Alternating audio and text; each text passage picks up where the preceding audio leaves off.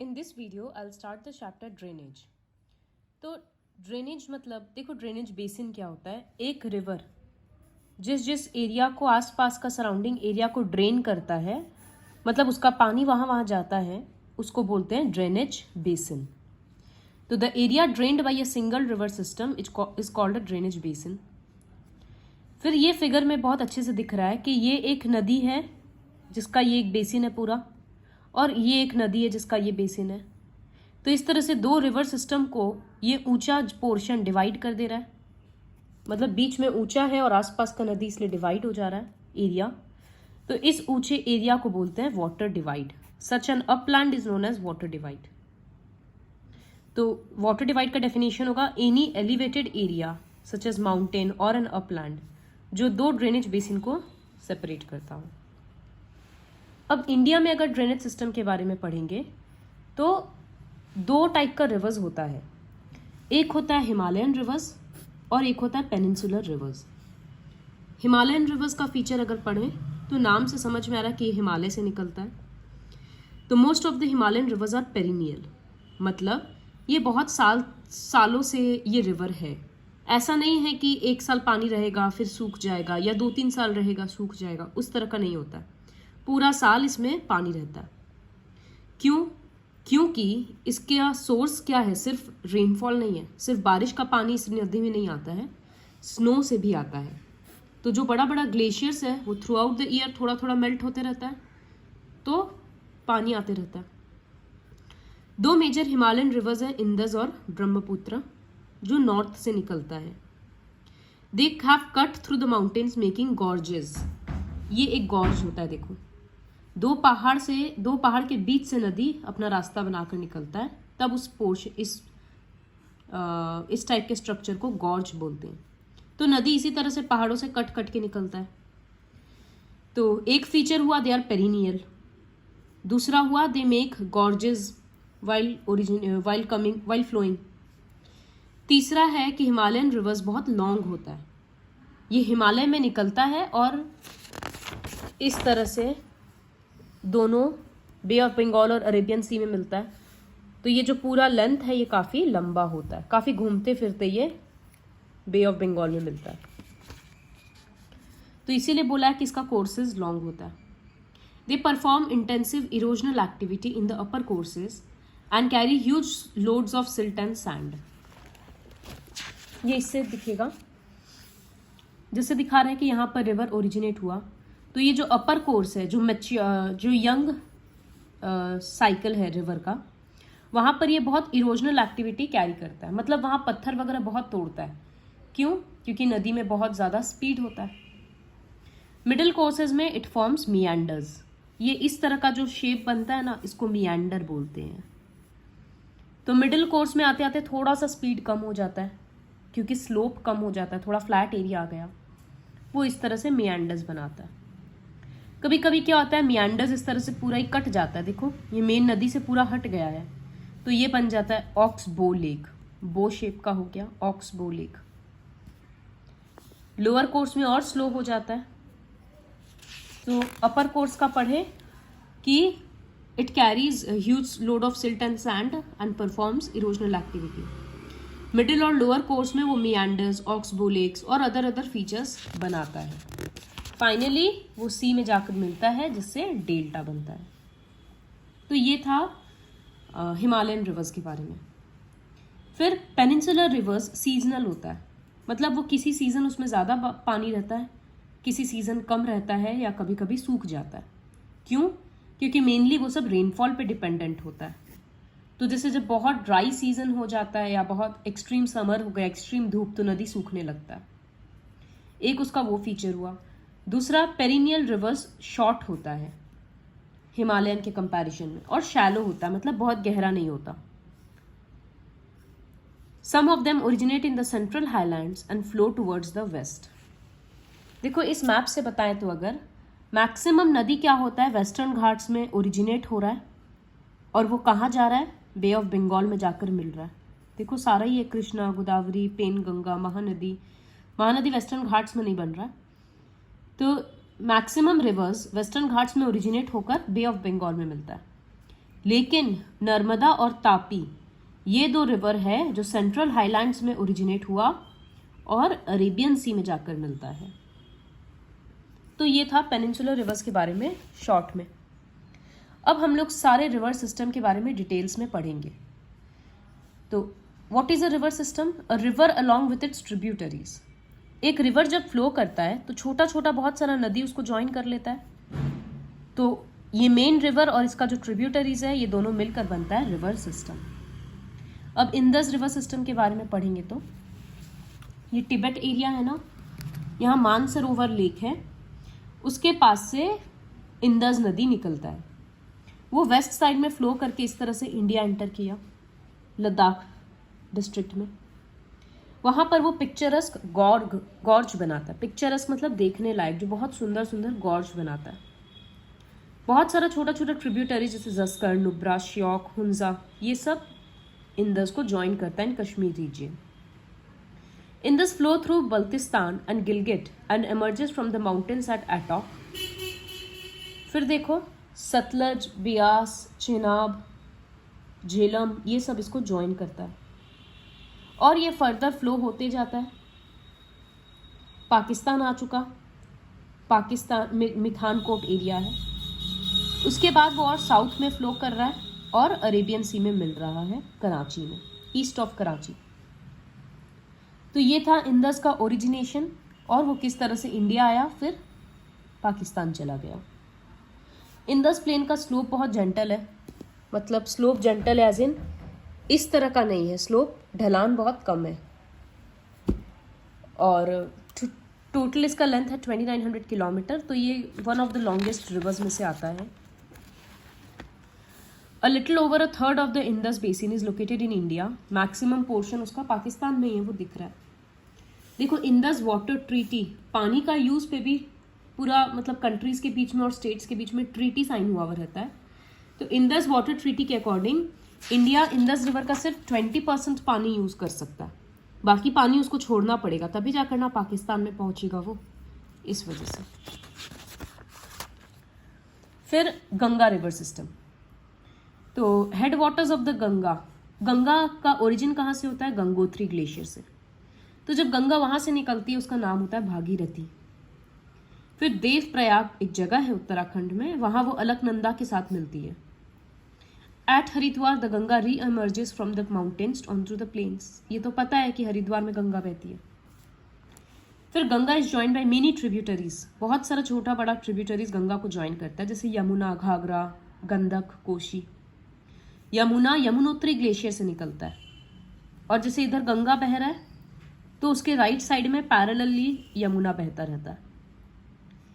Ghaghara, Gandak and Koshi, और फिर बाद में इलाहाबाद में वो गंगा में मिल जाता है। घाघरा, गंडक, कोशी ये सब नेपाल हिमालयाज में ओरिजिनेट होता है। ये सब नॉर्दर्न प्लेन्स में बहुत फ्लड लाता है ये सब नदी। तो डिसएडवांटेज ये है कि लॉस होता है लाइफ एंड प्रॉपर्टी का, लेकिन एडवांटेज ये है कि सॉइल फर्टाइल होता है, तो एग्रीकल्चर के लिए बेनिफिशियल है। जो मेन ट्रिब्यूटरीज पेनिनसुलर अपलैंड से आता है वो है चंबल, बेतवा, सन, ये सब। These arise from semi arid areas. ये सब सेमी एरिड एरियाज है, मतलब पूरा डेजर्ट नहीं है तो बहुत कोई रेनफॉल रिच एरिया भी नहीं है, तो ये सब में ज़्यादा पानी नहीं होता। इतना सारा ट्रिब्यूटरीज गंगा को ज्वाइन कर लिया तो वो गंगा बहुत ज़्यादा उसमें पानी हो गया।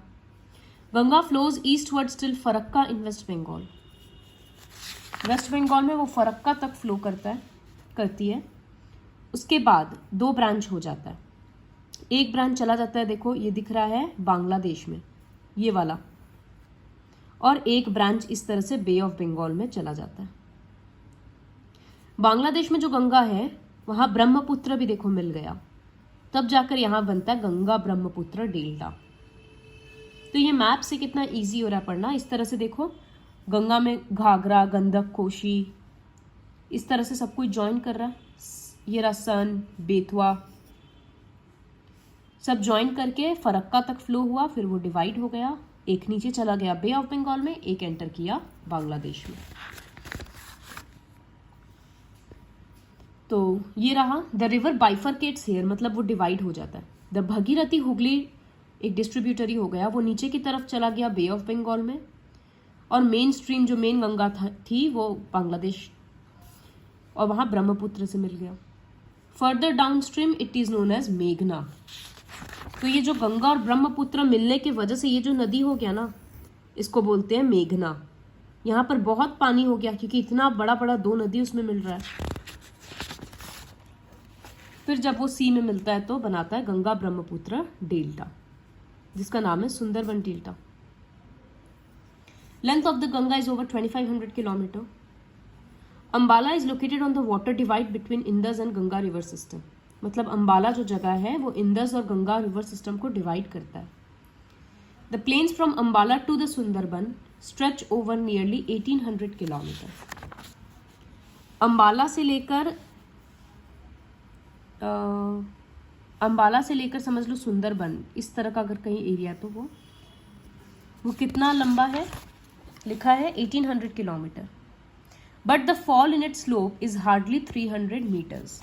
इसका मतलब क्या हुआ, जैसे सपोज ये 1800 का एक लाइन है और ये 1800 का एक लाइन है, दोनों में डिफरेंस क्या है?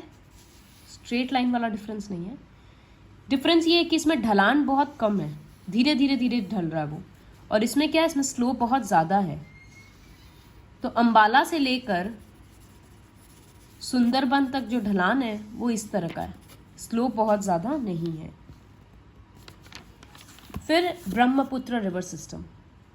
Brahmaputra rises in the Tibet east of Mansarovar. Sutlej और इंदस के काफ़ी क्लोज है। It is slightly longer than the Indus, और इसका मेजर कोर्स इंडिया के बाहर ही रहता है। वो मैप से दिख रहा है, ये देखो, ये जो सांगपो है ना, यही है ब्रह्मपुत्र। तो ये तो इंडिया के बाहर बाहर से ही निकल गया। नॉर्थ ईस्ट में वो इंडिया के अंदर घुसता है, और वो हम लोग लास्ट चैप्टर में पढ़े थे, वहाँ गॉर्ज बनाता है, पूर्वांचल हिमालयाज है वो। तो it flows eastwards parallel to Himalayas, इस तरह से फ्लो कर रहा था। On reaching the Namcha Barwa वो यू टर्न लेकर इंडिया एंटर करता है। Here it is called Dihang. इस नदी को यहाँ पर दिहांग बोलते हैं। देखो यहाँ लिखा है दिहांग। दिहांग और लोहित ये दोनों मिलकर बनाता है ब्रह्मपुत्र। फिर इन तिब्बत जो एरिया है वहाँ पर इस नदी में बहुत ज़्यादा पानी नहीं रहता, क्योंकि वो ठंड का जगह है, ड्राई एरिया है। लेकिन जब वो इंडिया से पास करता है तो इतना हेवी रेनफॉल का वो एरिया है कि नदी बहुत ज़्यादा डीप हो जाता है, पानी बहुत ज़्यादा हो जाता है। Brahmaputra has a braided channel in its entire length, और बहुत सारा रिवराइन आइलैंड बनाता है। तो रिवराइन आइलैंड क्या होता है? वो आइलैंड मतलब चारों तरफ पानी, बीच में ज़मीन। तो रिवराइन आइलैंड मतलब चारों तरफ रिवर है। तो रिवर जनरली इतना बड़ा नहीं होता कि उसके बीच में कोई आइलैंड हो, लेकिन ब्रह्मपुत्र है। मजूली नाम है इसका, जो हम लोग लास्ट पढ़े थे लास्ट क्लास में। Every year during the rainy season पानी इतना बढ़ जाता है कि आसपास के एरिया में फ्लड आता है। इसलिए इस साइड में ब्रह्मपुत्र को रिवर ऑफ सौरो भी बोलते हैं। Unlike other north Indian rivers, the Brahmaputra is marked by huge deposits of silt on its bed, causing the river bed to rise. मतलब अपने ही रिवर में वो बहुत ज़्यादा इस तरह से रिवर है, फ्लो हो रहा है, तो वो यहीं पर सिल्ट बहुत ज़्यादा डिपॉजिट कर रहा है। तो इसकी वजह से क्या हो रहा है, ये बेड जो है हर साल बढ़ते ही जा रहा है, जिसकी वजह से और फ्लड आता है। नेक्स्ट है पेनिनसुलर रिवर्स। तो ये 3 मेजर हिमालयन रिवर सिस्टम के बारे में हम लोग पढ़ लिए, जो कि था इंदस, गंगा और ब्रह्मपुत्र। अब है पेनिनसुलर रिवर्स। ये सबका फीचर्स क्या बताए थे कि ज़्यादातर ये वेस्टर्न घाट में ओरिजिनेट होता है और बे ऑफ बंगाल में मिलता है। शॉर्ट कोर्स होता है, छोटा नदी होता है, बहुत ज़्यादा पानी नहीं होता। ये सारा मेन फीचर्स था। नर्मदा और तापी एक्सेप्शन है, क्योंकि वो सब वेस्ट में फ्लो करता है और अरेबियन सी में ड्रेन होता है। तो अब नर्मदा बेसिन के बारे में पढ़ेंगे। Narmada rises in the Amarkantak hills in Madhya Pradesh. तो इसमें लर्न क्या करना है कि कौन सा बेसिन या कौन सा रिवर कहाँ ओरिजिनेट हुआ है, कितना लंबा कोर्स है और उसका ट्रिब्यूटरीज कौन कौन सा है। तो नर्मदा अमरकंटक हिल्स में ओरिजिनेट हुआ। वो वेस्ट की तरफ फ्लो कर रहा है, ये रहा, यहाँ पर अमरकंटक हिल्स, और वो वेस्ट की तरफ फ्लो करके अरेबियन सी में मिल रहा। उस टाइम मिलते वक्त बहुत सारा अच्छा लोकेशन, मतलब बहुत पिक्चरस्क लोकेशंस बनता है, जैसे बहुत सारा फॉल्स बनता है, the marble rocks near Jabalpur, जहाँ एक डीप गॉर्ज है, धुआंधर फॉल्स, इस तरह का देखने लायक सीन्स रहता है। नर्मदा बेसिन मध्य प्रदेश और गुजरात का मेन हिस्सा कवर करता है, और नर्मदा का जो भी छोटा छोटा नदी ज्वाइन करता है, इस तरह से ये नर्मदा है, वो सब जनरली राइट एंगल्स पे इस तरह से ज्वाइन करता है। Next Tapi basin, Tapi Satpura ranges में ओरिजिनेट होता है in the Betul district of Madhya Pradesh. वो भी शॉर्ट है और नर्मदा से भी छोटा है। Basin covers parts of Madhya प्रदेश, गुजरात और महाराष्ट्र। वेस्टर्न घाट्स और अरेबियन सी के बीच का जो कोस्टल प्लेन है, बेसिकली जो वेस्टर्न कोस्टल प्लेन है, ये काफ़ी पतला है। तो इसी वजह से हम लोगों को पता है कि वेस्टर्न घाट्स बहुत नैरो होता है, वेस्टर्न कोस्टल प्लेन भी, तो इसी की वजह से ये रिवर्स काफ़ी शॉर्ट होता है। The main west flowing rivers are Sabarmati, Mahi, Bharathapuzha, Periyar, ये सब इस नदी में मिलता है। Next is Godavari basin. Godavari is the largest peninsular river. वो वेस्टर्न घाट्स में ओरिजिनेट होता है इन द नासिक डिस्ट्रिक्ट। उसका लेंथ ऑलमोस्ट 1500 किलोमीटर है और बे ऑफ बंगाल में जाता है। महाराष्ट्र का 50% एरिया कवर करता है, मतलब ड्रेन करता है, मध्य प्रदेश, उड़ीसा, आंध्र प्रदेश, ये सब। The Godavari is joined by number of tributaries, जैसे पूर्णा, वर्धा, प्राणहिता, मंजरा, वेन गंगा, पेन गंगा। तो ये लास्ट का जो 3 ट्रिब्यूटरी है, ये काफ़ी बड़ा है, लंबा। तो ये नदी इसी वजह से, because of its length and area its covers, it is also known as Dakshin Ganga. इतना बड़ा नदी है कि उसको दक्षिण मतलब साउथ, तो साउथ का गंगा बोला जाता है। फिर Mahanadi basin. Mahanadi central highlands में ओरिजिनेट होता है of Chhattisgarh. It forms through Odisha to reach the bay of, it flows through Odisha to reach bay of Bengal. Length 860 है और ये सब स्टेट्स ड्रेन करता है। कृष्णा बेसिन महाबलेश्वर में ओरिजिनेट होता है और 1400 किलोमीटर है, ट्रैवल करता है, उसके बाद वो बे ऑफ बंगाल में मिलता है। तुंगभद्रा, कोयना, घटप्रभा, मूसी, भीम, ये सब ट्रिब्यूटरीज है। It's drainage basin is shared by Maharashtra, Karnataka और आंध्र प्रदेश, मतलब ये सब एरिया से नदी फ्लो करता है। Kaveri basin rises in the Brahmagiri range of western Ghats. देखो सबका ओरिजिन लिखा हुआ है, लेंथ लिखा हुआ है, मेन ट्रिब्यूटरीज लिखा हुआ है, अमरावती, भवानी, हेमावती, काबिनी, और स्टेट लिखा हुआ है कि किस स्टेट को ड्रेन करता है। बिसाइड्स दिस मेजर रिवर्स, छोटा छोटा रिवर्स वगैरह भी है, जैसे दामोदर जो वेस्ट बंगाल में ही फ्लो करता है, दुर्गापुर वाला रिवर, ब्रह्मानी, बैतरनी, ये सब। सुवर्ण रेखा, सुवर्ण रेखा हम लोग पढ़े थे, झारखंड में है, टिस्को के लिए, टिस्को के टाइम पे पढ़े थे। फिर लेक्स। तो लेक्स क्या होता है? एक बहुत बड़ा सिस्टम रिवर वाटर का जो चारों तरफ से लैंड से घिरा हुआ है। एक पॉन्ड होता है ना, पोखर, उसी का बहुत बड़ा रूप को लेक बोलते हैं। लेक इंपॉर्टेंट होता है क्योंकि ये सब फ्रेश वाटर का सोर्सेज होता है, बट कोई कोई लेक परमानेंट नहीं होता। अच्छा, और लेक का क्या और इम्पोर्टेंस है? टूरिस्ट अट्रैक्शन के लिए वो इम्पोर्टेंट होता है, बोटिंग वगैरह होता है, ये सब साइट में पिकनिक स्पॉट्स बन जाता है, तो डेवलपमेंट के लिए काम आता है। जब लेक बहुत बड़ा होता है कि वो एक समुद्र जैसा बन गया, तब उसको जैसे कैस्पियन सी, डेड सी, एरल सीज, सी है लेकिन सी नाम दे दिया, लेकिन एक्चुअली में ये सब लेक है। तो इंडिया में बहुत अलग अलग लेक होता है, साइज, कैरेक्टरिस्टिक सब कुछ अलग है। कुछ कुछ लेक्स परमानेंट है, मतलब ऐसा नहीं है कि सिर्फ किसी सीजन में पानी है, और कुछ कुछ लेक्स है जो खाली रेनी सीजन में भरता है, इस तरह से। A meandering river across a floodplain forms cutoff that later develop into oxbow lake. जो इसका में दिखाए थे, ये जो meandering river है, ये कहीं कहीं कट जाता है पूरा ही अलग, और इस तरह से oxbow lake बना देता है। Spits and bars form lagoons, ये जो स्पिट्स, बार्स, लगून्स, ये सब उसी तरह का एक फीचर है जिसके बारे में इतना डिटेल्स में नहीं जानना होगा। इन द कोस्टल एरियाज जैसे चिलिका लेक, पुलिकत, कोलोरू लेक, ये सब बनता है। Lakes in the region of inland drainage are sometimes seasonal, मतलब कभी कभी पानी रहता है। कभी कभी लेक्स फ्रेश वाटर नहीं कैरी करके सॉल्ट वाटर कैरी करता है, जैसे सांभर लेक इन राजस्थान, तो ये नमक बनाने में काम आता है। Most of the fresh water lakes are in the Himalayan region, जिसका ग्लेशियल ओरिजिन है, मतलब ग्लेशियर का पानी, जैसे नदी बहता है उसी तरह से वो लेक में पानी ग्लेशियर की वजह से बह रहा है। वुलर लेक इस रीजन से नहीं बना, वुलर लेक बना ड्यू टू टेक्टोनिक एक्टिविटी, कोई प्लेट हिला होगा जिसके वजह से कोई नदी का एक पोर्शन साइड हो गया, वो सब रीजन से हो सकता है। वो एक फ्रेश वाटर लेक का एग्जाम्पल है। दाल लेक, भीमताल, नैनीताल, लोकटक, बरापानी लेक, ये सब इंपॉर्टेंट फ्रेश वाटर लेक्स है। तो और अपार्ट फ्रॉम नेचुरल लेक्स, बड़ा बड़ा लेक बनाया भी जाता है क्योंकि डैम वगैरह के कंस्ट्रक्शन के लिए, जैसे गुरु गोविंद सागर लेक बना है भाखड़ा नंगल प्रोजेक्ट के लिए।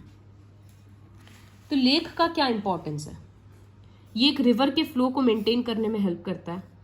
जब बहुत बारिश होता है तो नदी ओवरफ्लो हो जाए, उससे बेटर है कि वो लेक थोड़ा भर जा रहा है तो कम से कम पानी डिवाइड हो रहा है। फिर लेक हाइडल पावर के लिए भी यूज़ किया जाता है, मतलब हाइड्रो इलेक्ट्रिसिटी के लिए, अगर बहुत बड़ा लेक है तो।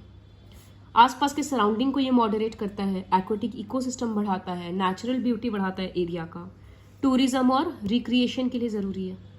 तो ये सारा लेक का इम्पोर्टेंस है। फिर रिवर का क्या इम्पोर्टेंस है? रिवर हम लोगों को पता है कि शुरू में जब सिविलाइजेशन स्टार्ट हुआ, जैसे इंडस वैली, हड़प्पन सिविलाइजेशन, तो वो इंडस वैली के आसपास हुआ। तो रिवर का इम्पोर्टेंस सिविलाइजेशन में क्लियरली समझ आता है। अब वही सब सिविलाइजेशंस, बड़ा बड़ा सिटीज़ बन चुका है। सेटलर्स को अट्रैक्ट करता है रिवर्स, क्योंकि पानी से बहुत कुछ हो सकता है। पानी इरिगेशन के लिए, नेविगेशन के लिए, हाइड्रो पावर जनरेशन, इन सब के लिए यूज़ आता है। एग्रीकल्चर के लिए एक मेजर सोर्स है। फिर रिवर पॉल्यूशन, इसके बारे में हम लोगों को ऑलरेडी पता है कि जो पॉल्यूशन, डोमेस्टिक, म्यूनिसिपल, इंडस्ट्रियल और एग्रीकल्चरल डिमांड पानी का बढ़ते जा रहा है, जिसकी वजह से पानी का क्वालिटी पे डायरेक्ट असर पड़ रहा है। क्योंकि नदी का फ्लो वॉल्यूम कम होते जा रहा है, नदी में पानी कम होते जा रहा है। फिर इतना गंदगी इंडस्ट्रीज से और डोमेस्टिक वेस्ट वगैरह नदी में बहा देते हैं लोग कि नदी का जो सेल्फ क्लीनिंग कैपेसिटी होता है कि वो खुद अपना बहते बहते साफ हो जाए, वो सफिशिएंट नहीं पड़ रहा। तो इसकी वजह से रिवर का पोल्यूशन बढ़ते जा रहा है। जैसे गंगा वाटर का कैपेबिलिटी है कि वो अपना जो भी वेस्ट वगैरह है उसको 20 किलोमीटर्स तक में डाइल्यूट कर सकता है। 20 किलोमीटर तक बहते बहते थोड़ा गंदगी अपने आप कम हो जाएगा, क्योंकि वो गंदगी स्प्रेड होते जा रहा है। लेकिन इतना अर्बनाइजेशन और इंडस्ट्रियलाइजेशन के कारण इतना गंदगी हो गया है कि पोल्यूशन रिवर का बहुत ज़्यादा इंक्रीज हो गया। तो ये लोगों के लिए, सबके लिए एक कंसर्न का टॉपिक है, क्योंकि रिवर्स समझ में आ रहा है कि लाइवलीहुड के लिए कितना ज़्यादा इम्पॉर्टेंट है। So this is all about the chapter drainage.